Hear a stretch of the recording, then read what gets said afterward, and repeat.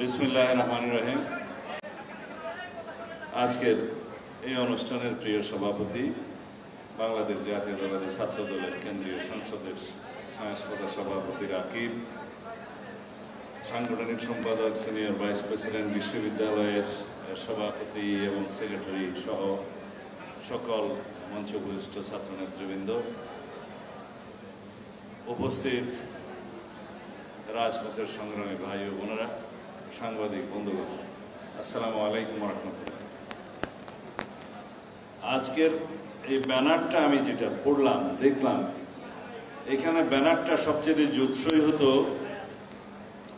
লেন্দুব দর্জি থেকে হাসিনা। এটা যদি হতো 2 শব্দে 3 শব্দে সবকিছু বর্ণনা করা হয়ে যেত। আমি তাদের মতো বক্তব্য, অগ্নিঝরা বক্তব্য দিতে চাই না। আজকের যে প্রসঙ্গ, এই প্রসঙ্গ হচ্ছে তাত্ত্বিক এবং ঐতিহাসিক বিশ্লেষণের দাবি রাখে। শুধু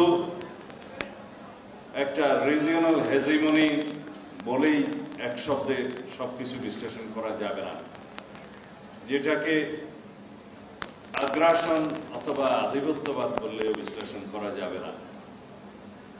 এটা ঐতিহাসিকভাবে এই তত্ত্বটা বিশ্লেষণ করতে হবে। আমাদের ব্রিটিশ বিরোধী, ব্রিটিশ ভারতে যে স্বাধীনতার সংগ্রাম চলছিল, তখন থেকেই কংগ্রেস এবং মুসলিম লীগের 2 ধারার রাজনীতি হয়েছিল একটা বাস্তবতার মধ্যে। সেই বাস্তবতাকে স্বীকার করেই পরবর্তীতে লাহোর প্রস্তাব গৃহীত হয়। সেই লাহোর প্রস্তাবের মধ্যে বীজ বপন করা হয়েছিল একটি রাষ্ট্র আলাদা হবে পূর্ব এবং পশ্চিমের অংশ মিলে, এবং সেই লাহোর প্রস্তাবের 2 স্টেটসের মধ্যে ইন্ডিয়া এবং পাকিস্তান প্রস্তাবটা বিধৃত ছিল। এখন পরবর্তীতে শেরেবাংলা একে ফজলুল হক বলতেন, স্টেটসের এসটা খতনা করা হয়ে গেছে, যার জন্য এই একটা এসের কারণে পূর্ব এবং পশ্চিমের 2টা স্টেটসের জায়গায় একটা স্টেট হয়ে গেল, পাকিস্তান হয়ে গেল। পরবর্তীতে বাংলা ভাগের ইতিহাস, 1947-এর ইতিহাস আপনারা অবশ্যই জানেন, যেটা 1905 সালে বঙ্গভঙ্গের মধ্য দিয়ে বাংলা একত্রীকরণের জন্য অনেক সংগ্রাম হয়েছে। কারণ বঙ্গভঙ্গের বেনিফিশিয়ারি ছিল মুসলিম জনসমষ্টি, পূর্ববঙ্গের যে মুসলিম জনসমষ্টি তারা মূলত, কারণ পশ্চিমবঙ্গ এবং পূর্ববঙ্গ যখন বঙ্গভঙ্গের মধ্যে বঙ্গ হয়ে গেল, পূর্ববঙ্গের সাথে অন্যান্য অংশ সহ, তার মধ্য দিয়ে এই জনপদের, এই ভূখণ্ডের মানুষ নতুন করে আশা দেখেছিল। বিশ্ববিদ্যালয়ের সৃষ্টি হওয়া, ঢাকা বিশ্ববিদ্যালয় তার একটি অংশ। 1911 সালে যখন লর্ড কার্জন, এই যে কার্জন হলের সেই ঘোষণা, ঢাকা বিশ্ববিদ্যালয়ের প্রতিষ্ঠার জন্য সেই নামটা লর্ড কার্জনের নামে করা হয়েছে। ঢাকা বিশ্ববিদ্যালয়ের প্রতিষ্ঠার জন্য নবাব স্যার সলিমুল্লাহর অবদান ছিল, আছে, সেই দাবি। তারপরে শিক্ষা বোর্ড এবং ঢাকা বিশ্ববিদ্যালয়ের প্রতিষ্ঠা, তার মধ্য দিয়ে এই অঞ্চলের শিক্ষা বিস্তারের যে প্রসার, এগুলো সবই ছিল সেই মুসলিম লীগের যে গোড়াপত্তন প্রতিষ্ঠা, তারপর থেকে ইতিহাস। কিন্তু বঙ্গভঙ্গ রদের মধ্য দিয়ে 1911 সালে সেই স্বার্থে কিছুটা আঘাত আনল। সেই ইতিহাস আমি এই জন্যই বলছি, আমাদের এই যে হেজিমনিটা শুরু হয়েছে তখন থেকে, আধিপত্যটা শুরু হয়েছে তখন থেকে। ভৌগোলিক আধিপত্যবাদ, সাংস্কৃতিক আধিপত্যবাদ এবং ধর্মীয় আধিপত্যবাদ, এগুলো সবকিছু মিলে একটা সামগ্রিক আধিপত্যবাদের কবলে ছিলাম আমাদের এই তৎকালীন পূর্ব বাংলা, পরবর্তীতে পূর্ব পাকিস্তান এবং বর্তমানে বাংলাদেশের এই ভূখণ্ডের মানুষ। সেই আধিপত্যবাদের মূল নাম কি? One India doctrine. সেই ওয়ান ইন্ডিয়া ডক্ট্রিনের স্বপ্ন কারা দেখেছিল? আমি সেই নামগুলো উল্লেখ করে বর্তমান রিজিওনাল পলিটিক্সে কোনো বিতর্ক সৃষ্টি করতে চাই না, যার কারণে আপনারা এখনো দেখবেন একটি দেশের পার্লামেন্টের বাইরে যে ম্যাপটা টানানো হয়েছে পরবর্তীতে, সেই ম্যাপটা হচ্ছে সম্রাট অশোকের রাজত্বের ম্যাপ। তার মানে দাঁড়ায় তারা এখনো সেই স্বপ্ন দেখে। এই ভূখণ্ডের মানুষরা সবসময় এই ডক্ট্রিনের কবলে নিপতিত হয়েছে। আমরা শুধুমাত্র 1947 থেকে 1971 পর্যন্ত পাকিস্তানে বৈষম্যের শাসনের এবং শোষণের শিকার হয়েছি তা নয়, সেটা তাত্ত্বিকভাবে এবং ঐতিহাসিকভাবে আরো বিভিন্ন দিক থেকে আমরা হয়েছি। পাকিস্তানের সৃষ্টিটা যেমন একটা মুলক মেনে নিতে পারে নাই, পাকিস্তানেরও, পশ্চিম পাকিস্তানেরও পূর্ব পাকিস্তানের প্রতি বৈষম্য সৃষ্টির মাধ্যমে আমাদের স্বাধিকারকে তারা মেনে নিতে পারে নাই। তো সুতরাং এই ভূখণ্ডে তো হেজিমনি সৃষ্টি করার চেষ্টা সময়ে সময়ে হয়েছে, ঐতিহাসিকভাবে হয়েছে, বিভিন্ন রেজিম কর্তৃক হয়েছে, বিভিন্ন শাসক গোষ্ঠী কর্তৃক হয়েছে। আমরা সবসময় নিষ্পেষিত হয়েছি, শাসিত হয়েছি এবং শোষিত হয়েছি। সেই ধারাবাহিকতায় 1971 সালে শহীদ রাষ্ট্রপতি জিয়াউর রহমান কর্তৃক স্বাধীনতার ঘোষণার মধ্য দিয়ে এই দেশ যখন ভূখণ্ড পেল স্বাধীন, এই দেশ যখন পতাকা পেল স্বাধীন, তখন নতুন করে আমরা যাত্রা করার স্বপ্ন দেখলাম। আমি এখানে স্বাধীনতা যুদ্ধের পরবর্তী এবং স্বাধীনতার সময়ের আগের যে যাদের রাজনৈতিক ভূমিকা ছিল তাদের ভূমিকাকে কখনো অস্বীকার করতে চাই না। দীর্ঘ 47 থেকে 71 পর্যন্ত বাংলাদেশের মানুষের অধিকারের পক্ষে, তৎকালীন পূর্ব পাকিস্তানের মানুষের অধিকারের পক্ষে এবং স্বায়ত্তশাসনের পক্ষে যারাই সংগ্রাম করেছেন, রাজনীতি করেছেন, আন্দোলন করেছেন, ছাত্র সংগ্রাম পরিষদ সহ সকলেরই অবদান আছে, সকলেরই রক্তের সিঁড়ি আছে, সকলেরই সংগ্রামের সিঁড়ি বেয়ে 1971 হয়েছে। আজকে যেমন আমরা 2024-এর গণ অভ্যুত্থানের সিঁড়িগুলো নির্মাণ করেছি এই শহীদ আবরারের মতো শহীদদের আত্মত্যাগের সিঁড়ির মধ্য দিয়ে। আমরা আমাদের সিঁড়ি নির্মাণ করেছি শাপলা চত্বরের শহীদের রক্তের উপর দাঁড়িয়ে। আমরা আমাদের রক্তের সিঁড়ি তৈরি করেছি 422 জনেরও বেশি ছাত্র যুব বন্ধুদের, বিএনপির নেতা কর্মীদের রক্তের সিঁড়ি মাড়িয়ে। সুতরাং 71 থেকে 2024 এই রাজনৈতিক ইতিহাস নির্মোহভাবে আমাদের রচনা করতে হবে, বিশ্লেষণ করতে হবে। তাহলে আমরা ভিনদেশী আধিপত্যবাদের যে ইতিহাস বিশ্লেষণ করতে পারবো, একই সাথে বাংলাদেশে অবস্থিত লেন্দুক দর্জি তথা শেখ হাসিনার ক্রম অবনতির ইতিহাসও আমরা বিশ্লেষণ করতে পারবো। পৃথিবীর প্রত্যেক দেশে পার্শ্ববর্তী যে সমস্ত বৃহৎ শক্তি থাকে তাদের একটি পরিকল্পনা থাকে আধিপত্য বিস্তারের জন্য দুর্বল প্রতিবেশীর উপরে। সেই রোগে তারা আক্রান্ত থাকে, যার জন্য তারা সেই সমস্ত দেশে তাদের মন মানসিকতা সম্পন্ন শাসক গোষ্ঠী সৃজন করে। কিভাবে করে? ক্রমান্বয়ে শিক্ষা ব্যবস্থার মধ্যে আধিপত্য বিস্তার করে, সাংস্কৃতিক দূষণ করে, সংস্কৃতির ভিতরে ইন্ডাকশন করে, সংস্কৃতিকে নিজের মতো করে বানিয়ে নেয়।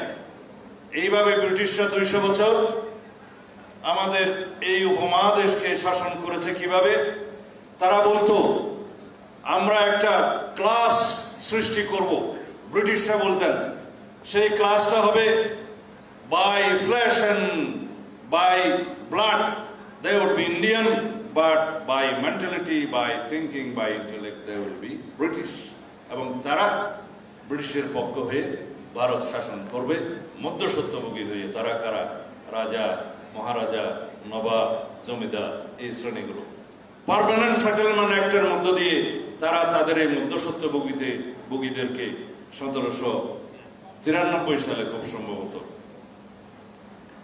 লর্ড কর্নওয়ালিসের সময় চিরস্থায়ী বন্দোবস্তের মধ্য দিয়ে তাদেরকে সেই বেস্টেড ইন্টারেস্ট গ্রুপ মধ্যস্বত্বভোগী তাদেরকে সৃজন করলো, তাদের মধ্য দিয়ে 200 বছর শাসন করলো।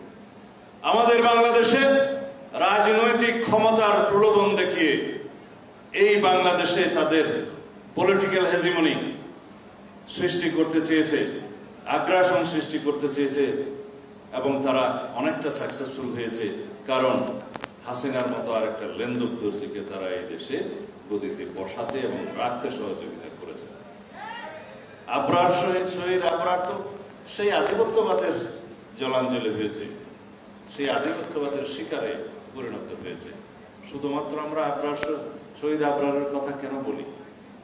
আমরা বাংলাদেশে যারা কলম নিয়ে যুদ্ধ করেছে তাদের অনেক যোদ্ধাদের কথা বলি, যারা সাংবাদিক কারাগারে নির্যাতিত হয়ে পরে মৃত্যুবরণ করেছে আমরা তাদের কথা বলি, যে সমস্ত ছাত্র, যুবক, ছাত্রদল সহ যারা সোশ্যাল মিডিয়াতে তাদের বক্তব্য প্রচার করতে গিয়ে তারা জীবন দিয়েছে তাদের কথা বলি। এই সব শহীদের রক্ত একই সুরে গাথা, একই সূত্রে গাথা। আমি শহীদ আবরারের রুহের মাগফিরাত কামনা করি। আমি নির্বাসিত জীবনে এই একটি ঘটনায় এত বেশি ব্যথিত হয়েছিলাম, চিন্তা করেছিলাম বাংলাদেশের মেধাবী ছাত্ররা যারা বাংলাদেশের স্বার্থের পক্ষে, জনগণের পক্ষে, দেশের পক্ষে কথা বলে, তাদের সংখ্যা তো নেহায়েত কম নয়। কিন্তু যারা সেই দেশপ্রেম জনগণের সামনে উপস্থাপন করার জন্য সোশ্যাল মিডিয়ার আশ্রয় নিয়েছে, কমসে কম তারা জীবন দিয়ে দিলে এক আবরারের রক্ত থেকে লক্ষ আবরার জন্ম নেবে। সেদিন বুঝতে পেরেছিলাম এভাবে বাংলাদেশে হয়তো শেখ হাসিনার বিরুদ্ধে কথা বলা যেত, কোনো না কোনো ভাবে হয়তো তাকে জেলে যেতে হতো, নির্যাতিত হতে হতো, গুম হতে হতো। কিন্তু ভারতীয় আগ্রাসন এবং আধিপত্যবাদের বিরুদ্ধে কথা বললে তাকে জীবন দিতে হতো, এটা আমরা তখন বুঝেছি। সেই কারণে আবরারকে হত্যা করা হয়েছে, যাতে আধিপত্যবাদের বিরুদ্ধে কেউ কথা না বলতে পারে, উচ্চকণ্ঠ না হতে পারে। আমরা এখন এই মুহূর্তে যে বিষয় নিয়ে কথা বলা উচিত তা হচ্ছে পৃথিবীতে 3টি শক্তি আমাদের এখানে প্রভাব বিস্তার করার জন্য চেষ্টা করছে। 2টি আঞ্চলিক শক্তি, পরাশক্তিও বটে তারা, এবং একটি বিশ্বমূলক। সবাই এখানে একটা হেজিমনি সৃষ্টি করার চেষ্টা করছে। প্রত্যেকেরই ইন্টারেস্ট আলাদা আলাদা, কিন্তু আমাদের স্বার্থ ক্ষতিগ্রস্ত হবে তিনটার দ্বারা একইভাবে। আমরা যাতে সবাই সচেতন থাকি আমাদের এক নীতির উপরে, সবাইকে অনুরোধ করব, শহীদ আবরার ফাহাদ যেমন দেশের জন্য, দেশের স্বার্থের জন্য, এদেশের মানুষের জন্য জীবন দিয়েছে, আমাদের সবাইকে একইভাবে বক্তব্যে, সোশ্যাল মিডিয়ায় সোচ্চার হতে হবে এই দেশের পক্ষে, এই দেশের মানুষের স্বার্থের পক্ষে। আমাদের নীতি হচ্ছে সবার আগে বাংলাদেশ, সবার আগে বাংলাদেশ। এই নীতি আমরা এজন্যই ঘোষণা করেছি। এই 3টা শব্দের মধ্যে সারা বাংলাদেশ জীবিত থাকবে, সারা বাংলাদেশের মানুষের স্বার্থ নিহিত থাকবে। এই 3টা শব্দের মধ্যে আমরা উজ্জীবিত হব স্বাধীনতার মূল মন্ত্রে। সবার আগে বাংলাদেশ পররাষ্ট্রনীতিতে, সবার আগে বাংলাদেশ যে কোনো আন্তর্জাতিক চুক্তিতে, সবার আগে বাংলাদেশ যে কোনো বিষয়ে আমাদের নীতি গ্রহণের প্রক্রিয়ার মধ্যে। কারণ আমরা যদি আমাদের দেশের স্বার্থকে, জনগণের স্বার্থকে যদি আমরা প্রাধান্য দেই, 1 নম্বরে রাখি, তাহলে আমরা জাতি কোনোদিন ভুল পথে পরিচালিত হব না। এই নীতি আমাদের প্রতিষ্ঠা করতেই হবে। এই নীতি প্রতিষ্ঠিত হবে যদি আমাদের সবাই, এই ছাত্র বন্ধু, যুব সমাজ সবাই যদি আমরা তাত্ত্বিকভাবে সমৃদ্ধ হই, জ্ঞানে গরিমায় সমৃদ্ধ হই, যদি আমরা মেধাবী প্রতিভাবানদের যে নেতৃত্বে নিয়ে আসি, তখনই এই অগ্রযাত্রা আমাদের সম্ভব হবে। সেই জন্য আমি প্রশংসা করি সবসময় আমাদের বিদ্যার্থী শিক্ষার্থী বন্ধুদেরকে, আসুন আমরা বাহুর চাইতে মেধাকে গুরুত্ব দেই। আমরা সব সময় মনে করি যে শক্তির প্রধান উৎস হবে মেধা এবং প্রতিভা। কেউ যদি বাহু বলে কথা বলে, তার পরিণতি হাসিনার মতোই হবে।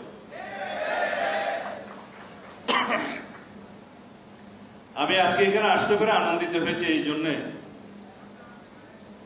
যে এই বাহানায় অন্তত আমি আমার ছাত্র বন্ধুদের, যুব বন্ধুদের, এই যাদেরকে আমি প্রতিভাবান মনে করি তাদেরকে উৎসাহিত করতে পারবো, যারা দেশের জন্য জীবন দিবে, দেশের জন্য ভূমিকা রাখবে, দেশের জন্য তাদের মেধাকে কাজে লাগাবে। আমরা কলম ধরি, আমরা মেধার বিকাশ ঘটাই, আমাদের সমস্ত ছাত্র সংগঠনে মেধাবীদেরকে নেতৃত্ব দিই। আমরা এই জাতির মধ্যে একটা প্রতিযোগিতা করি বাংলাদেশের স্বার্থ রক্ষার জন্য, আমরা যাতে আমাদের মেধাকে ব্যবহার করি। বাংলাদেশের স্বার্থ রক্ষার জন্য আমরা আমাদের কলমকে ব্যবহার করি। আমরা আজকের দিনে যদি বাংলাদেশের রাজনীতি করতে চাই, তাহলে আমাদেরকে প্রযুক্তি নির্ভর এবং জ্ঞান নির্ভর, মেধা নির্ভর রাজনীতি করতে হবে সর্বক্ষেত্রে। আমাদেরকে এই ছাত্র সংগঠনকে সবাইকে একটা জিনিস ভাবতে হবে, যাদেরকে আমরা দেশপ্রেম উদ্বুদ্ধ করব, তাদেরকে যদি আমরা ফ্রম দি ভেরি বিগিনিং অর্গানাইজেশনে যদি আমরা নিয়ে আসতে পারি, তাদেরকে ট্রেনিং দিতে পারি, তাদেরকে দেশপ্রেমের সমস্ত প্রশিক্ষণ আমরা দিতে পারি, তাদের ভূমিকা সম্পর্কে যদি আমরা জানাতে পারি, তাহলে ইনশাআল্লাহ আমরা কামিয়াব হব। এর মধ্য দিয়েই বাংলাদেশের স্বার্থ রক্ষা করতে পারবে। এর মধ্য দিয়েই বাংলাদেশের জনগণ তাদের চিরদিনের জন্য স্বাধীনতার সার্বভৌমত্বের সুসংহত এবং সংরক্ষণ করতে পারবে।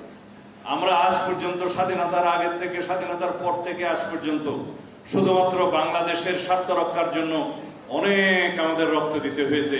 ভবিষ্যতে যেন আমাদের রক্ত না দিতে হয়, সেই বাংলাদেশ আমরা গঠন করতে চাই। আমরা স্মরণে রাখবো যারা এই মুক্তির মন্দিরে মিছিলে শরীক হয়েছিল, যা বলে না যে মুক্তির মন্দিরে সোপান তলে কত প্রাণ হলো বলিদান, লেখা আছে অশ্রু জলে। আমরা সেই তালিকা দীর্ঘ করতে চাই না বন্ধুগণ। আমরা বাংলাদেশের স্বাধীনতার সার্বভৌমত্ব রক্ষার জন্য, গণতন্ত্র রক্ষার জন্য অবশ্যই জীবন দেব, কিন্তু সেই দিন আমরা দেখতে চাই না। আমরা যদি ঐক্যবদ্ধ থাকি, তাহলে বাংলাদেশের স্বাধীনতা অক্ষুণ্ণ থাকবে। আমরা যদি আমাদের মেধার চর্চা করি, আমরা কলম দিয়ে এই দেশের স্বার্থকে রক্ষা করি, আমাদের স্বার্থ অক্ষুণ্ণ থাকবে। আমাদেরকে সেই দিন দেখতে হবে না। কেবলমাত্র সবাইকে শেষ কথা বলে যাই, বাংলাদেশে অবশ্যই ব্যাড পলিটিক্সকে যদি আমরা রিপ্লেস করতে যাই গুড পলিটিক্স দিয়ে, তাহলে পরে ফেসিবাদের উৎপত্তি কোনোদিন হবে না। আমরা যদি ব্যাড কালচারকে রিপ্লেস করতে চাই গুড কালচার দিয়ে, তাহলে কোনোদিন bad culture in politics and in everywhere এভরিশ হয়ে যাবে। সুতরাং সর্বক্ষেত্রে আমরা ভালো কালচারের, ভালো সংস্কৃতির, ভালো রাজনীতির, আদর্শিক রাজনীতির প্রচলন করি। আমরা তাত্ত্বিকভাবে ফেসিবাদের বিলুপ্তি ঘটাতে পারবো। অন্যথায় যদি আমরা তাদের মতো আচরণ করতে থাকি, তাহলে ফেসিবাদ কোনো না কোনো দিন আবার পুনরকম হবে, কোনো না কোনো দিন আবার পুনরুৎপত্তি হবে। সেটাকে আমরা চাই? যদি না চাই, তাহলে সবাই যেন প্র্যাকটিস করি ভালো আদর্শ দিয়ে আমরা খারাপ আদর্শকে বিলুপ্ত ঘটাবো, ভালো রাজনীতি দিয়ে আওয়ামী ফেসিবাদের খারাপ রাজনীতিকে আমরা বিলুপ্তি ঘটাবো। সুতরাং একমাত্র তাত্ত্বিকভাবে সেটা সম্ভব। শুধুমাত্র আমরা একটা মাঠের স্লোগান দিয়ে, মাঠের রাজনীতি করে এই ব্যাড পলিটিক্সকে, স্বৈরাচারী এবং ফেসিবাদের উৎপত্তিকে আমরা বিনাশ সাধন করতে পারবো না। বিনাশ সাধন করতে হবে from the very deep root. ওখান থেকে আমাদেরকে শিকড় তুলে ফেলতে হবে ফেসিবাদের। সেই শিকড় তোলার জন্যই আমাদেরকে জনগণের সামনে ভালো রাজনীতি উপস্থাপন করতে হবে, ভালো আদর্শের রাজনীতি উপস্থাপন করতে হবে, ভালো রাজনৈতিক সংস্কৃতির উপস্থাপন করতে হবে এবং সেই রাজনৈতিক গণতান্ত্রিক সংস্কৃতির চর্চা অব্যাহত রাখতে হবে। সবাইকে ধন্যবাদ আমার বক্তব্য শোনার জন্য। খোদা হাফেজ।